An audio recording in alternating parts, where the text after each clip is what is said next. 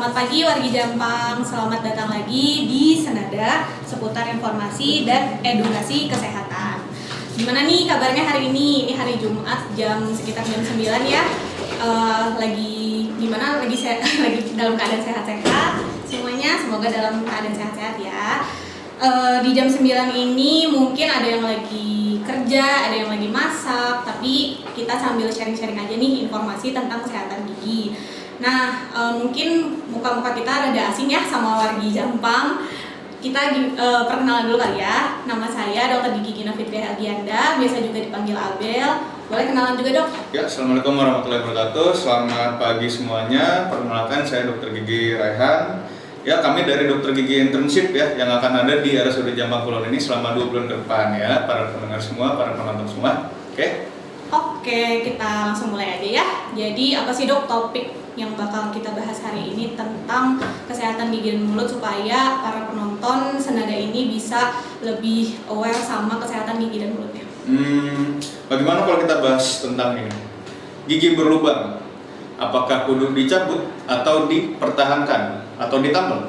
Oke, tapi sebelum kita masuk ke topik utama, ini kan podcast pertama yang dipandu sama dokter gigi. Gimana biar lebih afdol kita bahas dulu tentang gigi secara garis besar aja, Dok. Oke, kita mulai ya. Enggak? Jadi gigi itu secara garis besar ada 2 lapisan.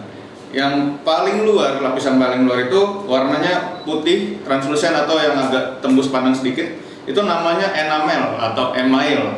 Nah, di mana ada fakta menarik nih terkait enamel. Enamel ini merupakan salah satu struktur bagian yang paling keras di tubuh kita loh. Nah, selanjutnya enamel ini juga strukturnya terdiri dari struktur anorganik atau yang bukan organik. Nah, yang lapisan kedua ada lapisan dentin. Lapisan dentin ini dia berwarna putih kekuningan. Apa sih lapisan dentin itu? Lapisan dentin itu dia merupakan lapisan yang terdiri dari struktur anorganik dan organik, yang dimana di dalamnya ada sedikit serabut-serabut saraf kecil dan tubuli-tubuli dentin. Nah, yang ada juga nih di bawahnya lapisan dentin, kita kenalnya pulpa gigi. Bukan lapisannya, ini namanya struktur pulpa gigi. Apa sih pulpa gigi itu? Nah, pulpa gigi itu merupakan struktur yang terdiri dari pembuluh darah dan saraf gigi. Fungsinya buat apa sih, Dok? Fungsinya itu buat mempersarafi gigi dan menutrisi gigi. Begitu. Nah, Okay. Ada gambarnya ya? Udah terlihat? Ada gambarnya? Oke, berikut ini gambarnya ya. Jadi di gigi ini ada yang paling putih itu, ada enamel. Terus kita kalau masuk ke dalam lagi, ada struktur yang warna putih tapi agak kekuningan dikit, itu namanya dentin.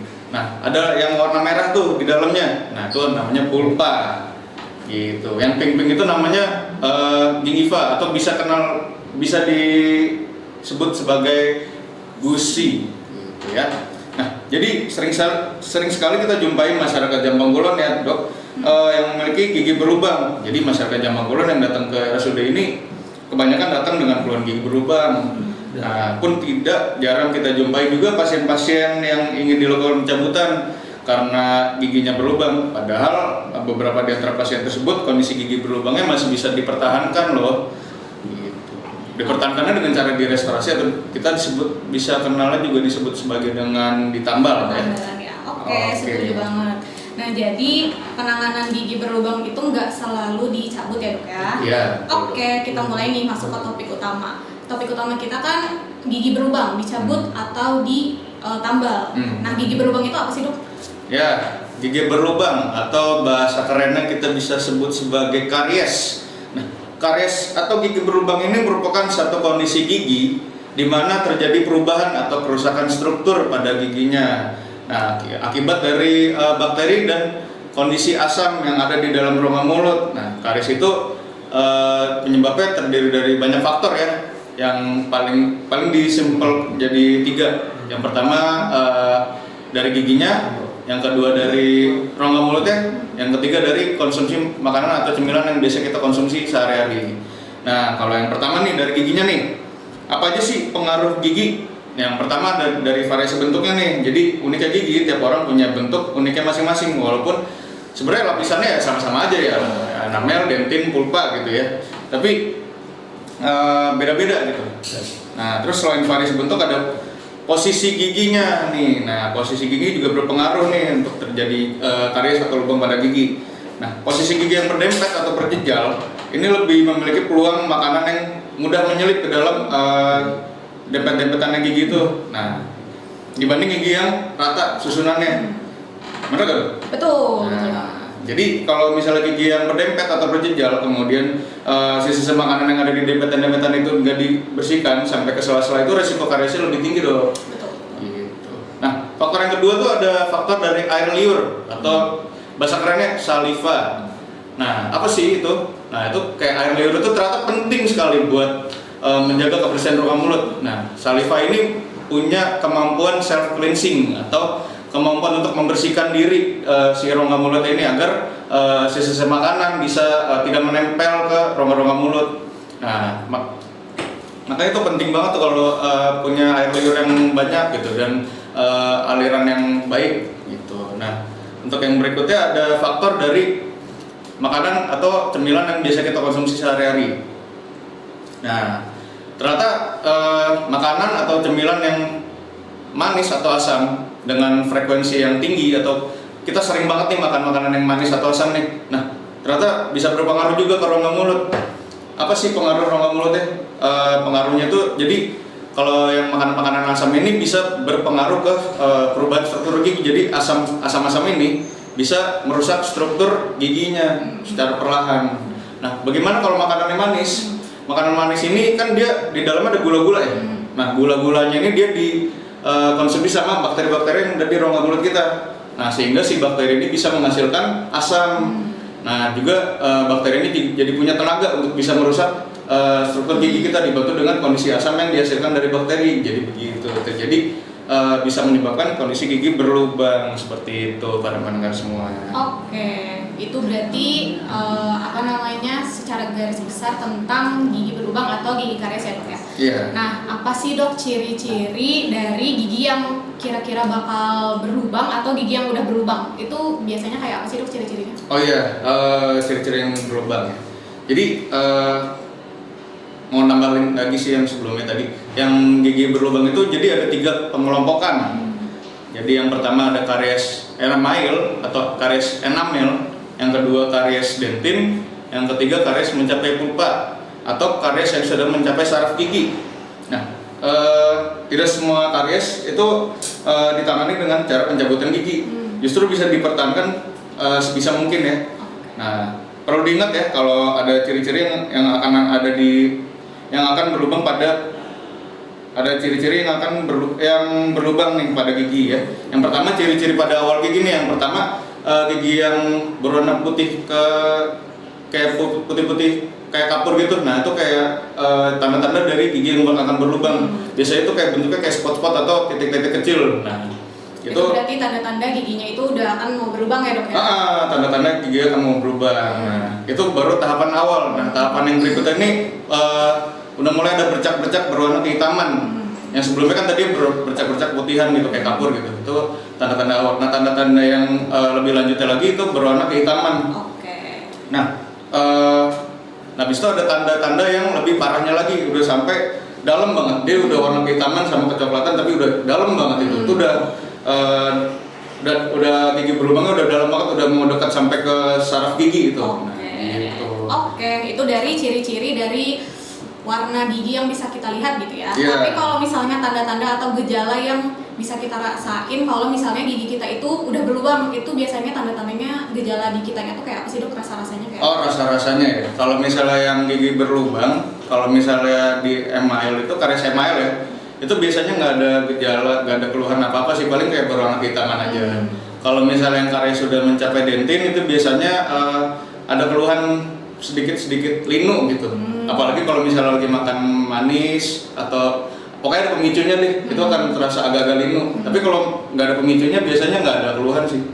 Cuman kalau misalnya karies sudah sampai dekat pulpa nih, atau udah sampai pulpa nih misalnya, udah sampai saraf gigi nih, nah itu dia ciri-cirinya dia walaupun nggak dikasih pemicu, dia akan tiba-tiba spontan sakit gitu. Nah, kadang-kadang bisa sampai sakit gigi itu sampai ganggu tidur gitu. Gitu dong. Itu berarti kalau misalnya lubangnya itu udah dalam banget. Nah, kapan sih dok waktu yang tepat buat kita datang ke dokter gigi kalau misalnya gigi kita udah berlubang? Apakah di tahap awal bisa langsung ke dokter gigi untuk minta ditambal atau kita nunggu sakit dulu nih baru kita ke dokter gigi? Alangkah baiknya sih udah ada tanda-tanda awal itu kita udah harus perlu ke dokter gigi untuk dilakukan perawatan ke poli gigi atau klinik gigi. Oke, gitu. berarti para penonton, para pendengar berarti udah harus tahu nih kira-kira kapan sih waktu yang tepat untuk ke dokter gigi saat gigi kita itu mau berlubang atau sudah berlubang ya. Oke. Oke, lanjut. Biasanya nih suka ada pertanyaan dari pasien. Kalau misalnya giginya berlubang itu bisa bikin bau mulut nggak sih? Gigi berlubang bisa bikin gigi bisa bikin bau mulut. bau mulut ya? Bisa ya, dok, bikin ya? gigi berlubang. Kenapa sih dok bisa jadi bau-bau kayak gitu? Karena kan gigi berlubang itu kan di dalamnya ada ini ya, ada bakteri-bakteri, ada kondisi yang mendukung bakteri-bakteri itu berkembang biak. Nah, jadi otomatis ada ini dong, ada menghasilkan bau di rongga mulutnya. Betul, berarti zat-zat yang dihasilkan dari si bakteri itu saat proses merusak gigi kita itulah yang bikin bau mulut gitu ya dok ya. Betul. Oke, terus gimana sih dok? Cara kita ini juga suka ada yang ditanya nih sama pasien. Kalau ditambal itu sakit nggak sih dok? Oh, kalau ditambal itu sakit apa enggak ya? Ya sebenarnya harusnya sih nggak sakit ya. Ya gitu. Tapi kadang-kadang kalau udah dekat sama pulpa itu udah agak sakit gitu. Tapi tapi kalau di rumah sakit insya Allah nggak sakit kok kalau ditambal gitu. Tergantung juga sama ya kekuatan dari masing-masing orang ya. Kadang ada yang sudah dalam juga kadang nggak kerasa sakit, kadang ada yang kerasa sakit, itu gimana orangnya juga. Tapi insya Allah kalau misalnya ditambal itu kan untuk merawat ya biar giginya juga tetap bertahan di dalam mulut supaya tetap giginya sehat juga. Betul dong. Oke. Nah, apalagi ya? Dari para pendengar. Nah, ini juga suka ada yang ditanya nih. Kalau misalnya gigi kita itu udah ditambal, tapi tambalannya itu kalau misalnya udah lama, dia tuh suka sakit lagi. Itu kenapa sih? Oh, kalau udah ditambal tapi udah sakit lagi ya? Nah, itu bisa jadi karena dari tambalan giginya itu mungkin ada kebocoran di tepi-tepi giginya. Nah, itu biasanya tambalannya nggak sempurna atau mungkin dia ini nggak bagus lah tambalannya. Nah, biasanya ciri-cirinya itu dia ada pinggir-pinggirnya itu ada warna kecoklatan atau warna kehitaman tuh. Nah, itu biasanya untuk penanganannya itu perlu dilakukan pembongkaran tambalan yang terus bocor tadi diganti sama tambalan yang baru gitu. Betul.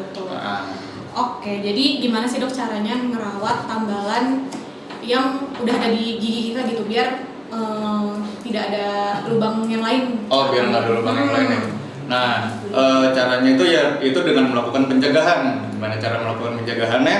Dengan cara menyikat gigi minimal ya 2 kali sehari. Yang pertama saat pagi setelah sarapan dan malam sebelum tidur, oke? Nah, juga kita perlu mengurangi konsumsi makanan-makanan yang manis dan makanan yang asam ya. Bukan tidak boleh ya, dikurangin, oke? Oke. Yang tadinya 5 kali jadi 4 kali, yang tadi 4 kali jadi 3 kali. Oke. Yang terakhir, bukan yang terakhir sih, ini yang ketiga. Tingkatkan pola minum air putih dalam sehari, minimal 2 liter atau 8 gelas dalam sehari, oke? Yang terakhir, jangan lupa datang ke dokter gigi minimal 6 bulan sekali. Oke, mau nambahin juga nih kalau misalnya sikat gigi itu bisa juga pilih yang lembut ya dok ya. Iya, Biasanya tuh di packaging atau di kemasan si sikat giginya tuh ada tulisan soft atau lembut. Nah, para penonton ini bisa milih si sikat giginya tuh yang soft aja, jangan yang terlalu keras supaya gak merusak struktur giginya juga ya dok ya. Betul. Terus juga pasta giginya itu pakai pasta gigi ya, kalau misalnya sikat gigi jangan pakai air aja supaya bisa lebih bersih lah giginya. Nah, cara pakai pasta giginya itu sebesar biji jagung ya dok ya, jangan sepanjang si sikat giginya, tapi sebiji jagung aja itu udah cukup banget untuk membantu membersihkan giginya. Betul. Oke. Terus bisa juga nggak sih dok dibantu sama kumur-kumur? Bisa dibantu dengan kumur-kumur juga bisa. Dan juga sikat lidah juga diperlukan juga ya. Sikat lidah juga boleh. Selain itu juga kalau misalnya habis minum minuman yang berwarna kayak misalnya yang soda-soda yang berwarna yang warna merah, yang warna kuning, itu habis minum yang kayak gitu atau minum kopi nih, biasanya yang suka pada minum kopi atau minum teh, itu sebaiknya setelah minum minuman yang berwarna itu dibilas lagi ya dok, dikumur lagi sama air mineral supaya dia tuh nanti si warna-warna dari minuman itu nggak nempel di gigi kita. Betul. Gitu ya dok ya. Betul. Nah kalau tadi udah cara apa namanya merawat gigi, apa sih dok kriteria gigi yang perlu dilakukan pencabutan? Nah ini perlu diingat-ingat ya buat para pendengar semua. Jadi kriteria gigi yang perlu dilakukan pencabutan ini ada yang pertama ya, gigi berlubang besar yang sudah benar-benar tidak bisa ditambal dengan bahan tambalan ya. Nah yang kedua, gigi dengan kondisi nekrosis pulpa atau saraf giginya sudah mati dan sudah tidak bisa dilakukan perawatan saraf gigi lagi dan sudah tidak bisa dilakukan tambalan gigi. Nah, yang ketiga itu gigi berlubang yang diikuti dengan penyakit periodontal. Apa sih penyakit periodontal? Atau periodontal itu bisa disebut sebagai penyakit kerusakan pada jaringan penyangga gigi atau awamnya bisa dibilang gusi sih. Nah, yang kedua itu habis itu berikutnya ada gigi atau gigi berlubang yang diikuti dengan kegoyangan gigi. Jadi gigi udah goyang tuh. Dan biasanya itu udah nggak bisa ditambal lagi karena udah goyang dan perlu dilakukan pencabutan. Nah langsung berikutnya ada gigi berlubang yang dicabut dengan alasan untuk perawatan behel atau perawatan orto. Nah lalu ada juga gigi berlubang yang posisi giginya tidak sesuai. Terus ada gigi berlubang dengan kondisi impaksi gigi atau gigi miring atau gigi yang gigi bungsu yang tumbuhnya nggak sempurna gitu. Itu perlu dilakukan pencabutan dok. Okay. Nah ada lagi nih gigi berlubang yang patah tulang rahang. Terus ada juga gigi susu pada anak yang tak kunjung tanggal padahal udah waktunya tanggal giginya. Nah, yang terakhir gigi supernumerari atau gigi yang tidak seharusnya ada tapi dia ada gitu. Gigi supernumerari. Gitu dong. Oke, berarti ini udah ada nih, kita udah dapat informasi yang banyak banget tentang kesehatan gigi dan mulut ya. Iya. Oke, lanjut kita baca dulu nih pertanyaan dari Instagram, ada nih yang masuk dari Lia Desti 31. Dok, saya mau nanya, katanya kan kalau lagi sakit si gigi berlubang itu nggak boleh dicabut ya, betul nggak tuh dok? Terus kapan dok waktu yang tepat buat cabut gigi? Oh, kalau lagi sakit gigi jangan cabut gigi ya? Itu betul nggak katanya? Betul, terus kalau betul. misalnya terus kapan waktu yang tepat buat cabut gigi? Betul, jadi kalau misalnya lagi sakit gigi jangan langsung dilakukan pencabutan ya. Nah biasanya kalau datang ke dokter gigi dalam keadaan sakit gigi itu bisa kita kasih obat dulu. Nah tapi dengan syarat datang lagi ke dokter gigi untuk dilakukan pencabutan apabila sudah tidak terasa begitu nyeri. Ya. Gitu. Oke.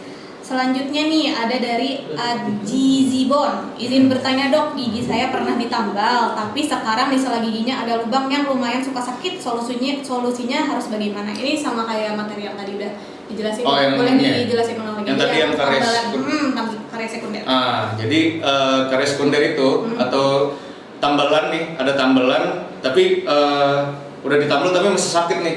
Nah kemungkinan itu karena karies sekunder. Karies sekunder itu gigi berlubang yang terjadi di bawah tambalan yang udah ada. Nah solusinya itu dilakukan pembongkaran tambalannya di dokter gigi ya, bukan di tempat yang lain, oke? Di dokter gigi dibongkar ulang, terus habis itu ditambal ulang lagi. Nah gitu caranya. Ya itu biar nggak sakit lagi biar ya. Solusi supaya tidak sakit lagi. Oke, ada pertanyaan selanjutnya, banyak nih dok. Waduh banyak banget. Banyak juga nih namanya. Dari Salman Alfarisi 140406. Dok mau tanya dong, saya perokok aktif, gimana merawat gigi yang benar agar tidak terlihat kuning dan pengennya nih terlihat putih. Mohon petunjuknya dok. Untuk perokok sebenarnya ada pasta gigi khusus sih untuk biar giginya biar nggak berwarna kekuningan ya. Jadi ada namanya Zak ya kalau nggak salah ya. Mungkin bisa dicari ya di Shopee atau di mana gitu. Nih sorry ya kalau misalnya agak built-in dikit ya. Iya. Jadi bisa dilakukan dengan pasta gigi, dengan saat menyikat gigi, atau juga bisa dengan cara dilakukan bleaching untuk agak memutihkan gigi. Cuman bleaching terlalu sering dilakukan bleaching itu ternyata kurang bagus juga ya, karena bisa merusak struktur gigi gitu. Jadi sewajarnya aja lah ya. Oke, sebenarnya bisa juga sih kan kita itu harus rajin ke dokter gigi itu 6 bulan sekali. 6 bulan Kalau sekali. misalnya mau proaktif, mau yang enggak, atau pokoknya siapapun itu harus 6 bulan sekali ke dokter gigi. Nah, ke dokter gigi itu enggak cuma pas sakit aja kan ya dok ya. Betul. Ke dokter gigi itu untuk membersihkan gigi dengan cara scaling. Nah, kalau misalnya yang proaktif juga sebenarnya bisa juga ya dilakukan scaling. Betul. Untuk menghilangkan stain-stain atau warna-warna yang menempel pada giginya. Setuju. Gitu ya. Oke. Selanjutnya dari Budi Mandi, dok, Budi untuk Mandi. gigi anak yang berbarengan tumbuhnya gigi tetap dan gigi susu, apakah sebaiknya dicabut gigi susunya atau dibiarkan tanggal sendiri? Oh, oke. Persistensi nih dok. Oh, kasus persistensi ya. Jadi kalau misalnya gigi yang persistensi atau gigi susu yang menetap tapi gigi permanennya masih ada ya? Udah keluar nih gigi permanennya, terus Ah. gigi susunya masih ada, tapi itu harus dicabut ke dokter gigi atau dibiarin aja? Gini, kalau misalnya kita perlu melihat lagi nih dari segi usia si anak ini. Jadi usia tanggal gigi pada gigi susu anak ini udah ada gitu loh, kayak udah ditentukan gitu kapan umurnya di tanggal gitu. Nah kalau misalnya di gigi yang waktunya udah tanggal tapi dia nggak tanggal-tanggal, itu kadang-kadang perlu ke dokter gigi untuk dilakukan pencabutan, perlu dibantu gitu. Nah, mungkin bisa juga buat para ibu-ibu konsultasi ke dokter gigi kayak gigi-gigi susu apa aja nih yang waktu tanggalnya yang pas gitu loh, ya kan ya. Oke, boleh. Terus juga kalau misalnya emang giginya itu persistensi atau gigi susunya udah masih ada tapi gigi permanennya atau gigi dewasanya itu sudah keluar nih di belakang si gigi susunya, itu bisa juga minta ke anaknya untuk menggerak-gerakan gigi susunya ya dok ya. Betul. Supaya nanti kalaupun misalnya giginya itu nggak copot-copot, nanti si gigi susunya nggak copot-copot. Kalau udah digerak-gerakin bisa ke dokter gigi, tapi dalam keadaan giginya itu sudah goyang, jadi dari kitanya juga bisa lebih mudah mencabutnya, biar anaknya juga biar semangat ke dokter gigi. Jadi tidak merasa sakit ya. Betul. Oke, lanjut ke pertanyaan selanjutnya dari ibad_r. Iya, boleh ditanya. Dok, kalau membersihkan gigi itu baiknya menggunakan obat kumur atau dengan sikat gigi saja sudah cukup dok? Kadang-kadang perlu juga dilakukan pembersihan rongga mulut dengan menggunakan obat kumur. Misalnya sikat gigi 2 kali sehari nih. Dengan bulu sikat yang halus ya, jangan lupa ya dengan pasta gigi gitu. Kalau dan juga bisa juga dibantu dengan obat kumur. Tapi obat kumurnya itu juga berfungsi untuk membersihkan area-area yang nggak tercakup sama sikat gigi. Betul. Gitu. Tapi ada konsekuensinya, jangan terlalu sering gitu loh. Karena beberapa dari produk obat kumur ini bisa bikin mulut kering, jadi jangan begitu sering menggunakan obat kumur kecuali dengan saran dokter gigi dari yang ada. Betul. Kalaupun misalnya giginya itu berjejal gini ya misalnya. Kalau berjejal kan biasanya makanan itu mudah nempel ya dok ya. Yeah. Bisa tambahan ekstra untuk membersihkannya itu bisa pakai yang namanya benang gigi atau Betul. dental floss. Nah itu Dental udah floss. gampang banget ditemuin di Alfamart. minimarket ya. Waduh. Minimarket udah banyak. Itu bisa dibeli. Itu tuh gampang banget cara pakainya. Tinggal dimasukin ke sela-sela gigi, bentuk huruf C, terus tinggal ngekmok, bersihin aja terus supaya sisa makanan yang ada di sela-sela gigi itu bisa bersih. Nah, tidak disarankan juga ya dok sebenarnya pakai tusuk gigi ya dok. Nggak disarankan. Kalau nggak baiknya pakai benang gigi aja. Ya, Cuman caranya itu digulung dulu dengan jari, terus dimasukkan ke sela-sela jari. Betul. Tapi perlahan masukinnya. Terus habis itu benang gigi dipeluk tuh ke gigi yang mau dibersihin. Nah, tapi jangan dimasukin ke sela-sela giginya, jangan terlalu kencang, nanti malah melukai gusinya. Betul. Jadi pelan-pelan kalau mau bersihin pakai benang gigi gitu ya. Oke, itu untuk tambahan untuk membersihkan gigi ya, selain menyikat gigi sama berkumur. Ini dari Instagram kayaknya pertanyaannya sudah nggak ada. Kalau dari Facebook ada? Oh, dari Facebook. Oke, yang dari Facebook gimana? Kita tunggu yang dari Facebook dulu. Iya, kasih. Oke. Yang pertama dari Desti Lestari. Assalamualaikum dok, mau bertanya, kalau di usia 30 tahun ada gigi yang tumbuh terus suka terasa sakit dan bengkak, kira-kira bahaya nggak ya dok? Ini kayaknya gigi yang tumbuh di usia 30 tahun mungkin gigi bungsu kali ya, gigi yang paling belakang dok. Paling belakang. Itu suka terasa sakit dan terasa bengkak. Itu bahaya Itu bahaya nggak ya dok? Oh, kalau misalnya dirasa mengganggu, dan bengkak terus menerus itu bisa dibilang bahaya ya kalau dibiarin aja. Nah itu solusinya adalah dilakukan pencabutan, tapi dengan syarat dilakukan pemberian obat terlebih dahulu, anti nyeri terlebih dahulu, baru datang kembali lagi untuk dilakukan pencabutan pada gigi bungsu. Gitu. Oke, gigi bungsu juga dia tuh kan variasinya banyak banget ya dok ya. Betul. Ada yang dia tumbuhnya itu seperti gigi-gigi yang lain langsung ke atas keluar. Ada juga yang dia bentuknya miring. Biasanya yang bikin sakit tuh yang posisinya tuh rada miring ya dok. Jadi dia Betul. tuh mendorong gigi-gigi depannya. Nah itu kan kalau misalnya gigi depannya didorong tuh pasti kerasa sakit banget, bisa sampai ke kepala, sakit kepala, nggak bisa makan, nggak bisa ngapa-ngapain. Itu pasti nggak enak banget. Nah tapi kalau di dokter gigi umum ini biasanya yang bisa kita bantu untuk pencabutannya itu biasanya dengan kasus-kasus yang mudah ya dok ya, atau yang sederhana. Tapi kalau misalnya emang kasusnya giginya itu mendorong gigi lainnya dengan posisi yang miring, itu dan biasanya tertanam di dalam tulang dok? Ya, itu biasanya harus ke dokter gigi spesialis bedah mulut. Seperti itu. Oke, pertanyaan selanjutnya dari Ashanti. Apa tuh? Dok, saya 36 tahun, gigi saya tumbuh lagi, yang kiri udah dicabut dan yang kanan belum dicabut nih. Tapi sekarang nggak sakit, biasanya suka bengkak. Ini gimana ya dok? Lebih baik dicabut apa dibiarkan? Oh, kalau yang ini ya, yang dulunya sakit tapi sekarang udah enggak ya? Ya, betul. Suka bengkak juga, dicabut atau nggak usah ya dok? Mungkin perlu ke dokter gigi dulu untuk dilakukan pemeriksaan secara lengkap ya. Kalau misalnya dirasa gigi yang bengkak itu udah ada bentuknya udah tinggal sisa akar gigi nih, itu sebaiknya dilakukan pencabutan ya. Tapi kalau misalnya giginya misalnya dulunya sakit bengkak nih, tapi dia mahkotanya masih ada, terus habis itu dia karies mencapai pulpa gitu, masih bisa dipertahankan gitu. Itu sebisa mungkin dipertahankan dengan cara dilakukan perawatan pulpa dan penambalan permanen seperti itu dong. Nih kalau misalnya Bu Ashanti juga sebenarnya udah ke dokter gigi karena giginya bengkak, terus udah dikasih obat nih sama dokternya dan dijadwalkan akan dilakukan pencabutan. Terus Ibu Ashanti udah merasa, aduh giginya mah udah enak kok, udah enakan, udah gak bengkak, tapi tetap harus dicabut ya karena mungkin karena dokternya udah harus dicabut, ya tetap harus dicabut karena obat itu bukan solusi gitu ya, bukan solusi dari segalanya. Jadi harus tetap dicabut supaya sumber infeksinya juga bisa hilang ya dok ya. Jadi tidak bengkaknya itu, takutnya nanti bengkaknya ada lagi, nanti bengkak lagi itu mungkin bisa lebih parah gitu ya. Oke. Itu aja ya. Terus selanjutnya ada lagi? Wah, banyak ya. Dari Kodmu.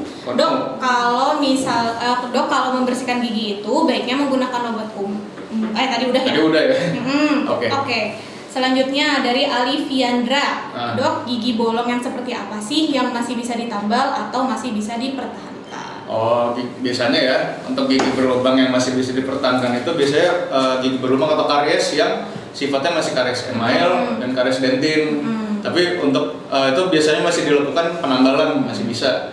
Nah, kalau untuk karies pulpa, karies mencapai pulpa nih, kadang bisa dilakukan perawatan saraf gigi dan dilakukan penambalan permanen. Tapi kalau misalnya karies sudah mencapai pulpa tapi strukturnya udah bener-bener tidak bisa mendukung lagi, itu biasanya dilakukan pencabutan gitu.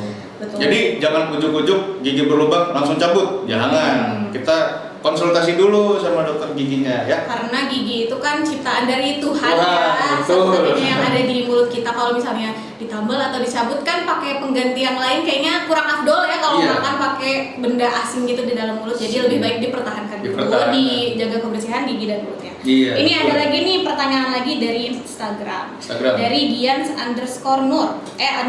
Boleh. Dok, izin bertanya, anak saya usia 10 tahun, ada gigi bolongnya di dua geraham belakang. Sebaiknya dicabut atau sebaiknya dicabut langsung dua-duanya sekaligus atau bertahap? Soalnya tantrum anaknya takut trauma kalau 2 kali cabut. Kita lihat dulu nih, kalau misalnya si anak ini gigi gerahamnya geraham apa dulu? Geraham sulung apa geraham dewasa? Kalau misalnya geraham dewasa, sebaiknya jangan dilakukan pencabutan. Gitu. Tapi kalau misalnya gigi gerahamnya yang susu dan waktu tanggalnya sudah di waktu yang udah tepat nih, udah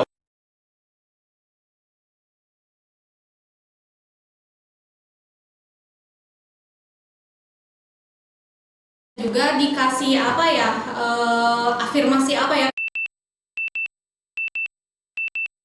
ke dokter gigi itu nggak semenyeramkan itu kok. Dokter giginya nggak mau menyakiti kita, tapi dokter gigi itu akan merawat gigi kita supaya sehat dan lebih baik lagi. Lebih baik lagi. Gitu. Betul. Dikasih informasi yang positif Iya. dulu aja. Seperti itu. Ada lagi dari Facebook udah nggak ada ya Teh? Udah habis Oke. ya? Oke. Dari Instagram juga sudah tidak ada lagi. Oke, kalau kayak gitu informasi yang tadi kan sudah sangat banyak ya Dok ya. Terima Iya, kasih sangat atas informasinya. Terima kasih juga informasinya dokter ya. Oke. Ya, semoga apa yang kita sampaikan ini bisa bermanfaat buat para pendengar dan para penonton sekalian. Bahkan buat kita semua yang ada di ruangan ini semuanya ya. Oke. Terima kasih banyak Dok untuk memberikan kesempatan bagi saya untuk menjadi bisa mengisi di podcast hari ini. Oke, segitu aja. Ya. Sekarang hari ini senada atau seputar informasi dan edukasi kesehatan sampai di sini dulu. Ya. Semoga kita dalam lindungan Allah Subhanahu wa taala dalam Amin. keadaan sehat selalu. Semoga Amin. semuanya semangat terus hari ini. Amin. Dan sampai jumpa di Podcast berikutnya. berikutnya. Bye bye. Bye.